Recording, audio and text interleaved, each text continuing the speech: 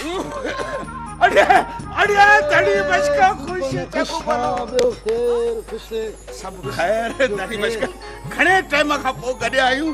अड़े ही कुलन जेड़ा वार रखाया थई शादियूं कमाईंदो आई या मड़ीअ में रहंदो। अड़े सुधरे कोन सूफन अञा भोगन का मुड़े नथो पर इहो त ॿुधाए तू खुश त आई न? सच्चो ही बि त 50 ॾियाए त वार ठाराए वई। दे खबर ही केर दोस्त आहे सीटियो बिठो आहे तंदूर ते मानी वणंदो आहे।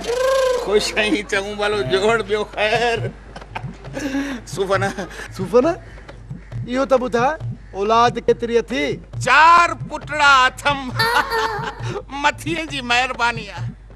खुद को न कर करे मथा बियो केर कोन रहंदो आहे और रब जी महिरबानी आहे। हां सुठो सुठो माशाअल्लाह माशाअल्लाह माशाअल्लाह माशाअल्लाह माशाअल्लाह। पर सुफन इहो त ॿुधाए तुंहिंजा पुट कंदा छा आहिनि? हिकिड़ो डॉक्टर आहे, ॿियो इंजीनियर, टियों वरी वकील आहे ऐं चौथों हा ॿुधाए चौथों छा कंदो थी? चौथों चोर आहे। हाँ चोर आहे? अड़े पोइ घर मां कढे छो नथो? अदा कीअं घर मां कढां? डॉक्टर इंजीनियर ऐं वकील कई बेरोजगार आहिनि। घर हलाए चोर पियो त कीअं घर मां कढां? हाँ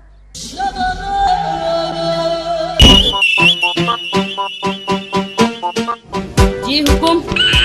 डॉक्टर माखी तव्हां आहियो? जी हाँ। तव्हांजी मां जो नालो मिठाई आहे? जी हाँ। पीउ जो नालो कमांड आहे? जी हाँ। अवांजे त सॼे खानदान खे शुगर आहे। छा?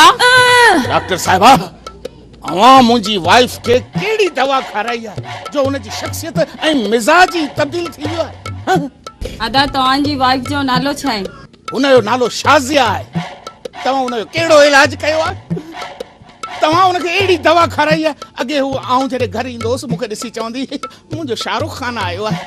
हाणे मूंखे ॾिसी चवंदी आहे हथ परे रंगीले या पुट। अड़े कहिड़ी कहिड़ी दवा खाराई अथई? अॻे आऊं थोरो घणो कमाए ईंदोसि सभु अखियुनि ते रखी चुमंदी। हाणे आऊं हज़ारनि जा नोट अची ॾींदो आहियां मूंखे बूथ में उछलाए हणंदी आहे चवंदी खण। अड़े घोड़ा कहिड़ो इलाज पई करिए? अहिड़ो इलाज कंहिं ॾोह खां घटि न आहे। डॉक्टर साहिबा वापसि खां उनजो इलाज कर वरी उनखे अगूणे जहिड़ी बनाए। जेकॾहिं न त आऊं तुंहिंजे ख़िलाफ़ अदालत में वेंदुसि। भा तू कावड़ ना कर। मां तव्हांजी वाइफ के का दवा न ॾिनी आहे। मूं तरगो हिन के शीशे जो बतलायो आहे जंहिंजे करे हाणे हुनखे